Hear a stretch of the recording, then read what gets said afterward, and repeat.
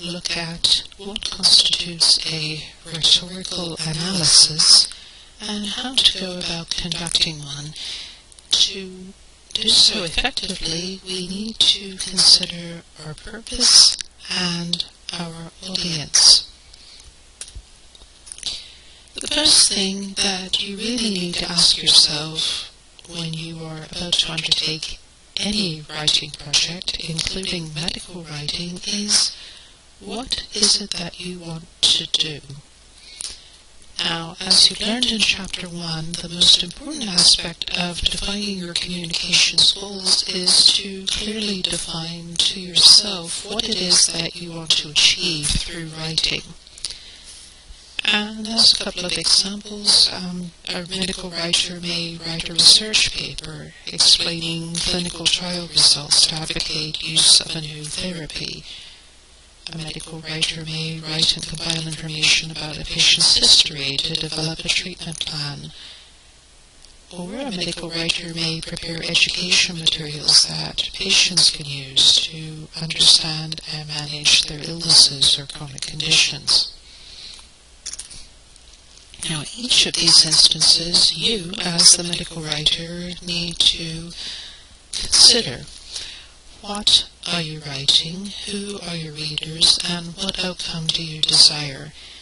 And the answers to these questions constitute a rhetorical analysis of your situation. Well, to have a rhetorical analysis, we need to find out what rhetoric is.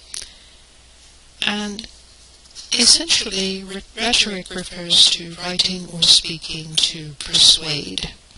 So when we're conducting a rhetorical analysis, we're trying to figure out what it is that we need to write that will be most persuasive to our readers. I have uploaded a handout on Aristotle's triangle on your Canvas course site, and we'll get to Aristotle a bit more shortly.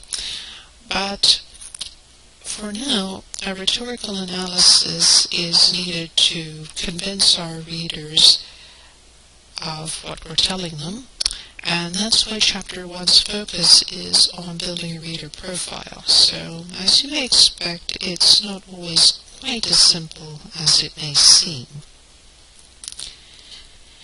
Let's look a bit more closely now at Aristotle's triangle. Essentially, it means that effective communication is a continuous interchange between the writer and the audience. The triangle is there to indicate that this communication really has no defined beginning or end.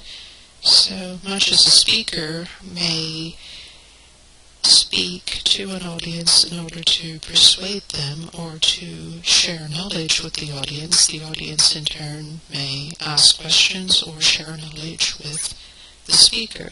And the same is true for writing. You are conveying knowledge to an audience through the medium of text, or perhaps visuals, or both. So now that we know what rhetoric is, let's look at how to put it into effect.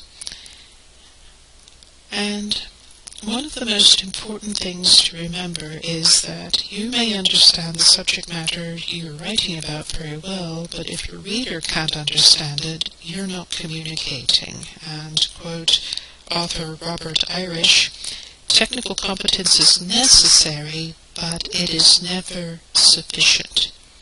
So your task is to communicate effectively in the 21st century, bearing in mind what Aristotle taught some 2,300 years ago, which is that we are sharing knowledge through the medium of text with an audience. And figuring out how to do that effectively constitutes a rhetorical analysis. So to conduct a rhetorical analysis, here are 10 questions that you want to ask yourself. How well do I know my readers? What do the readers already know about the topic? How might they respond to my message? What am I trying to accomplish? What questions might the readers have about the topic? What are the reader's attitudes toward me and my organization? How much and what kinds of information should I include? How technical can I be in presenting my message? What strategies can I use to make my message easy to read and understand? And last but by no means least, what do I want my readers to do with the information I have provided? The answers to those questions lead you to rhetorical analysis. And I believe that's really made clear through this quotation in answer to the question, what is rhetoric? Well, a rhetorical constraint are the feature of the audience's and perhaps the speaker's or writer's frames of mind, belief systems, and ways of life that lead the audience to accept the speaker's or writer's ideas. They include the audience's presuppositions and beliefs about the subject of the text, as well as the patterns of demonstration or proof that the audience will accept. So, this concept is important not only in thinking about how to effectively communicate with an audience in general, but also how to communicate with international or multicultural readers, as we'll explore later on in the course. And you should really ask yourself these 10 questions and come up with the answers before you begin writing any healthcare document. And the term rhetoric, while it's beloved by English majors and used by practically no one else, is a good shorthand word for referring to the ways we communicate. Really, you use rhetoric whenever you communicate with someone. When you're writing any document, whether it's a casual email to a friend, or a lab report for a class, or even a term paper, you're trying to connect with your reader and persuade him or her to take some action. And sometimes the hardest part is persuading the reader to actually read what you've written. So, how do you make documents persuasive? We generally use 3 different appeals, or some combination of these appeals, depending on the subject matter. Logos, for instance, is an appeal to reason, or showing that one idea logically follows from the previous one. Ethos may be an appeal to ethics, and this is often defined as the writer's credibility and trustworthiness from the reader's perspective. Essentially, it answers the question, why should I believe what you are telling me?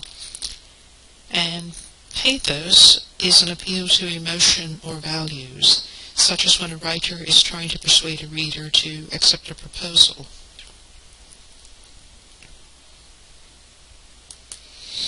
Here's an example of logos.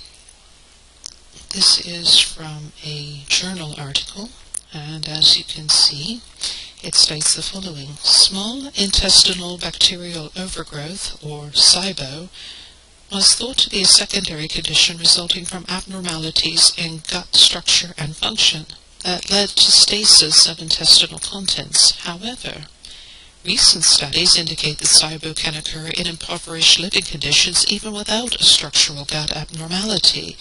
Although the evidence remains limited to a scarce number of associated studies, SIBO in this setting has been implicated in nutrient malabsorption, decreased efficacy of oral vaccination, and increased intestinal translocation, and has been linked to celiac disease that is unresponsive to dietary change. The effects of SIBO in developing world youth may therefore be both subclinical and pervasive and deserve further investigation. So let's break this down.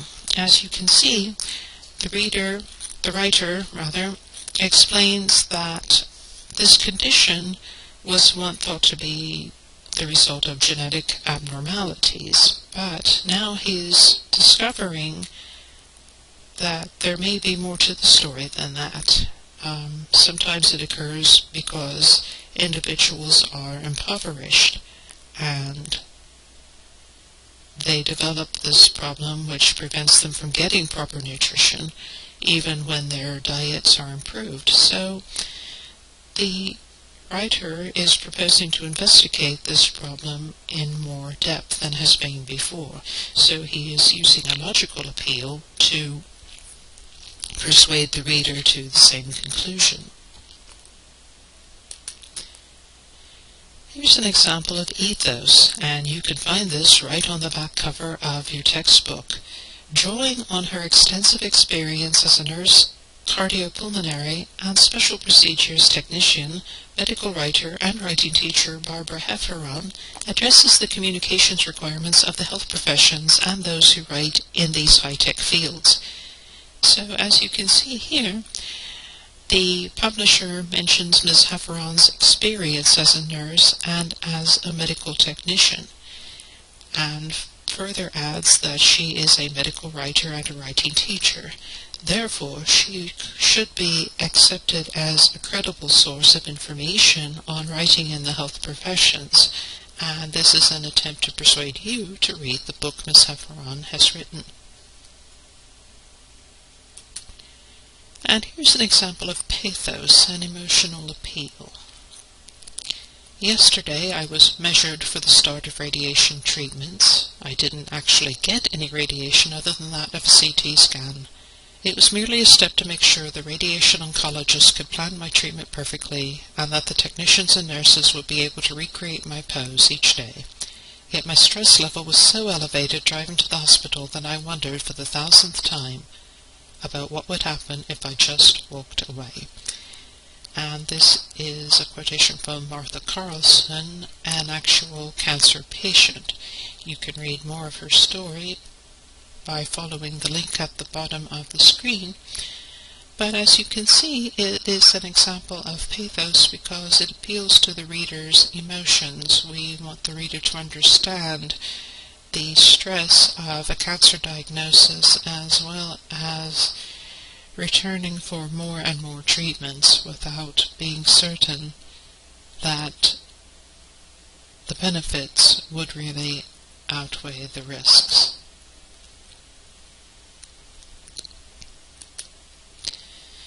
Turning now for a few moments to international communications.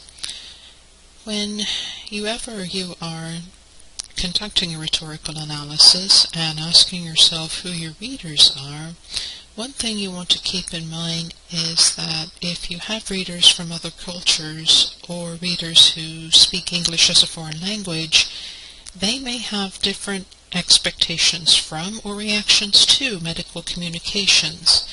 And again, we'll explore this in greater depth later on in the course, but for the time being, here are some tips to keep in mind. Avoid slang and jargon that your reader is unlikely to understand. For instance, in business, the phrase, "I've got a lot on my plate," might not mean much of anything to someone who speaks English as a second or foreign language and doesn't really know why anyone would say that.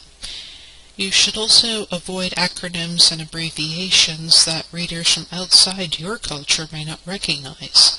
For instance, the British acronym GORE, or gastroesophageal reflux, is referred to in the USA as GERD, or GERD. And even within your own culture, acronyms and abbreviations can have more than one meaning. So generally speaking, you should define them the first time that they are used and use them consistently thereafter. At the same time, you don't want to oversimplify concepts. Your reader is an adult and should be treated like one instead of a primary school-aged child.